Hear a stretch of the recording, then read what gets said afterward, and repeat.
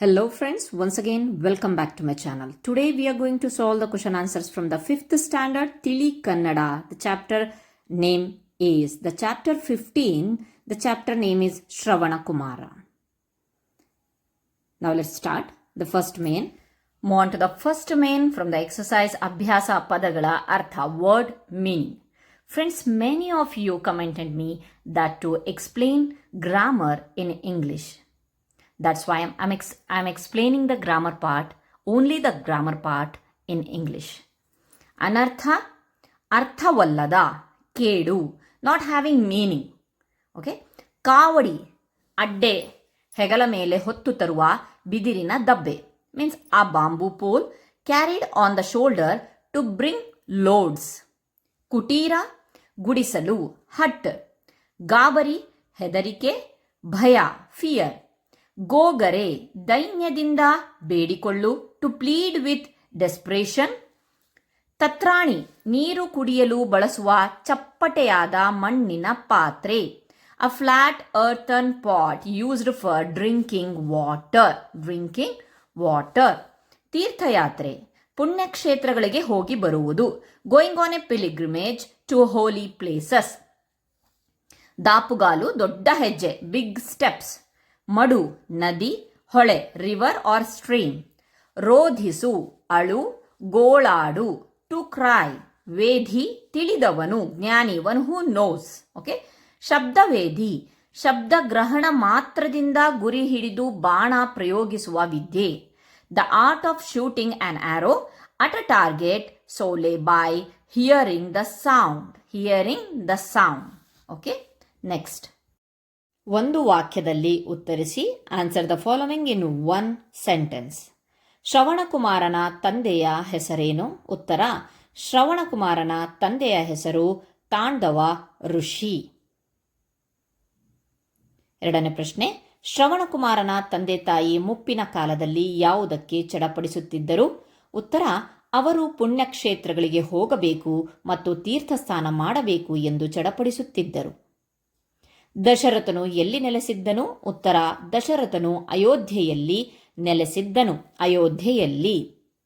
Next question, ದಶರಥನು ಶ್ರವಣಕುಮಾರನ ಬಳಿ ಏನೆಂದು ಗೋಗರೆದನು? ಉತ್ತರ, ತಾನು ಕಾಡು ಪ್ರಾಣಿ ಎಂದು ಭಾವಿಸಿ ಬಾಣ ಬಿಟ್ಟಿದ್ದು ತಪ್ಪಾಯಿತು, ಕ್ಷಮಿಸಬೇಕೆಂದು ದಶರಥನು ಶ್ರವಣಕುಮಾರನ ಬಳಿ ಗೋಗರೆದನು. ನೆಕ್ಸ್ಟ್ ಪ್ರಶ್ನೆ, ದಶರಥನು ಶ್ರವಣಕುಮಾರನಿಗೆ ಏನೆಂದು ಭರವಸೆ ನೀಡಿದನು?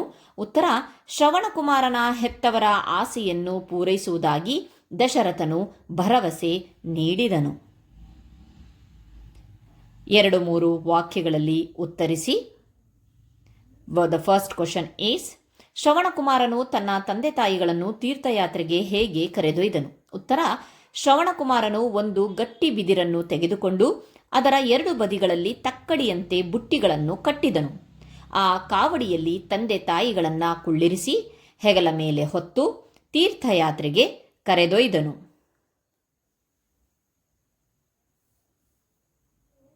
ಇದಿಷ್ಟು ಈ ರೀತಿಯಾಗಿ ಶ್ರವಣಕುಮಾರನು ತನ್ನ ತಂದೆ ತಾಯಿಗಳನ್ನು ತೀರ್ಥಯಾತ್ರೆಗೆ ಕರೆದುಕೊಂಡ ಒಂದು ರೀತಿಯಾಗಿದೆ. ನೆಕ್ಸ್ಟ್ 2ನೇ ಪ್ರಶ್ನೆಯನ್ನು ನೋಡೋಣ. ತೀರ್ಥಯಾತ್ರೆಯ ಸಮಯದಲ್ಲಿ ಶ್ರವಣಕುಮಾರನು ತನ್ನ ತಂದೆ ತಾಯಿಗಳನ್ನು ಹೇಗೆ ಉಪಚರಿಸಿದನು? ಉತ್ತರ, ಮಾರ್ಗ ಮಧ್ಯದಲ್ಲಿ ಅವರಿಗೆ ಹಣ್ಣುಗಳನ್ನು ತಂದುಕೊಡುತ್ತಿದ್ದನು, ಬಾಯಾರಿಕೆಯಾದಾಗ ನೀರನ್ನು ತರುತ್ತಿದ್ದನು ಮತ್ತು ಆಯಾಸವಾದಾಗ ವಿಶ್ರಮಿಸಲು ವ್ಯವಸ್ಥೆ ಮಾಡುತ್ತಿದ್ದನು. ಈ ರೀತಿಯಾಗಿ ಶ್ರವಣಕುಮಾರನು ತನ್ನ ತಂದೆ ತಾಯಿಗಳನ್ನು ಉಪಚರಿಸುತ್ತಿದ್ದನು. ಓಕೆ, ಇದು 2ನೇ ಪ್ರಶ್ನೆಗೆ ಉತ್ತರ. ಬನ್ನಿ 3ನೇ ಪ್ರಶ್ನೆಯನ್ನು ನೋಡೋಣ. ಶ್ರವಣಕುಮಾರನು ದಶರಥನ ಬಳಿ ಏನೆಂದು ರೋಧಿಸಿದನು? ಉತ್ತರ, ನನ್ನ ಮುಪ್ಪಿನ ತಂದೆ ತಾಯಿಗಳಿಗೆ ಇನ್ನು ಯಾರು ಗತಿ? ಅವರ ತೀರ್ಥಯಾತ್ರೆಯನ್ನು ಇನ್ನು ಯಾರು ನಡೆಸಿಕೊಡುವರು? ಯಾವ ತಪ್ಪಿಗೆ ನನಗೆ ಈ ಶಿಕ್ಷೆ ಎಂದು ಶ್ರವಣಕುಮಾರನು ರೋಧಿಸಿದನು.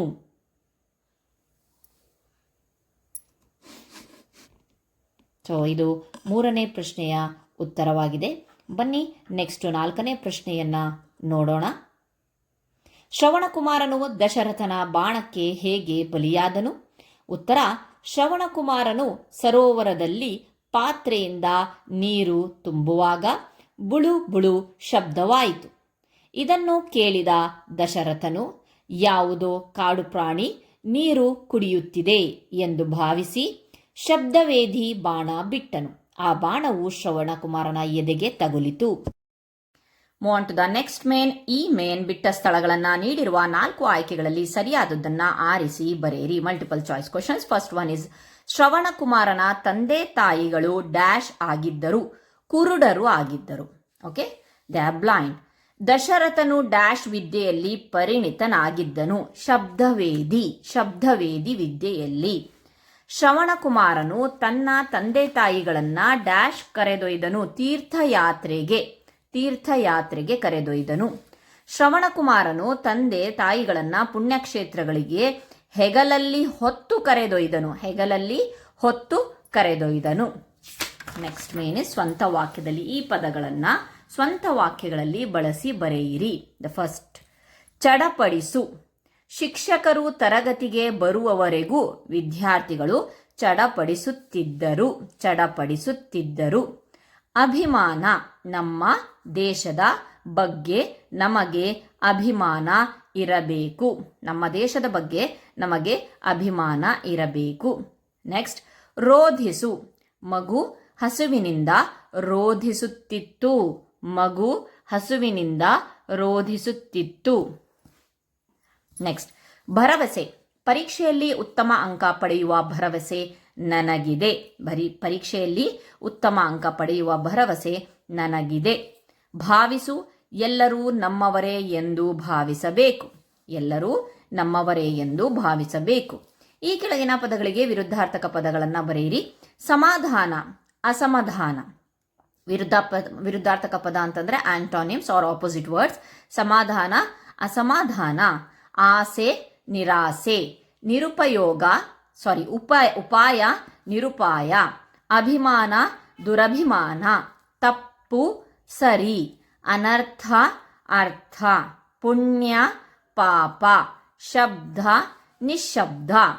ಈ ಕೆಳಗಿನ ಪದಗಳನ್ನು ಬಿಡಿಸಿ ಬರೆಯಿರಿ. ಆಸೆಯನ್ನು, ಆಸೆ ಪ್ಲಸ್ ಅನ್ನು, ಆಸೆಯನ್ನು. ಆಯಾಸವರಿತು, ಆಯಾಸವ ಅರಿತು. ಕರೆದೊಯ್ದನು, ಕರೆದು ಒಯ್ದನು. ದಾಪುಗಾಲು, ದಾಪು ಪ್ಲಸ್ ಕಾಲು, ಕಾಲು. ನೆಕ್ಸ್ಟ್, ಈ ಕೆಳಗಿನ ಪದಗಳನ್ನು ಗಮನಿಸಿ. ಬುಳುಬುಳು, ದಿಗ್ಗನೆ, ವಿಲವಿಲನೆ. ಈ ಪದಗಳಿಗೆ ಅರ್ಥವಿರುವುದಿಲ್ಲ. These words do not have meaning. ಹೀಗೆ ಅರ್ಥವಿಲ್ಲದ ಧ್ವನಿ ವಿಶೇಷಣಗಳನ್ನು ತಾನು ಕೇಳಿದಂತೆ ಪುನಃ ಅನುಕರಣೆ ಮಾಡಿ ಹೇಳುವ ಶಬ್ದಗಳನ್ನು ಅನುಕರಣೀಯ ಅವ್ಯಯಗಳು ಎಂದು ಕರೆಯುತ್ತಾರೆ. Words that imitate and say such meaningless sounds, adjectives, as one hears them, are called ಅನುಕರಣೀಯ ಅವ್ಯಯಗಳು ಎಂದು ಕರೆಯುತ್ತಾರೆ. ಈ ರೀತಿಯ ಹಲವು ಪದಗಳನ್ನು ಪಟ್ಟಿ ಮಾಡಿ. List several words of this type. So ಅನುಕರಣೆ ಅಂತ ಅಂದರೆ ಏನಂತ ಅಂದರೆ imitation.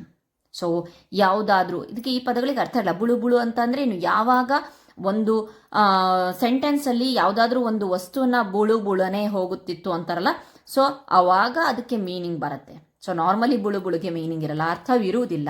They don't have any meaning. Okay, next. So ಇಲ್ಲಿಗೆ ಈ ಒಂದು ಪಾಠದ ಗ್ರಾಮರ್ ಪಾರ್ಟ್ ಮುಗೀತು. ಇಲ್ಲಿ ನಾವು ಅನುಕರಣ ಇದೆ. ನೆಕ್ಸ್ಟ್ ಪಾಠದಲ್ಲಿ ಬೇರೆ ಇದಕ್ಕೆ ಕಂಟಿನ್ಯೂಯೇಷನ್ ಆಗಿರುವಂತಹ ಒಂದು ಗ್ರಾಮರ್ ಪಾರ್ಟ್ ಇದೆ. ತಪ್ಪದೆ ನೆಕ್ಸ್ಟ್ ವಿಡಿಯೋನು ಸಹ ನೋಡಿ. Thank you.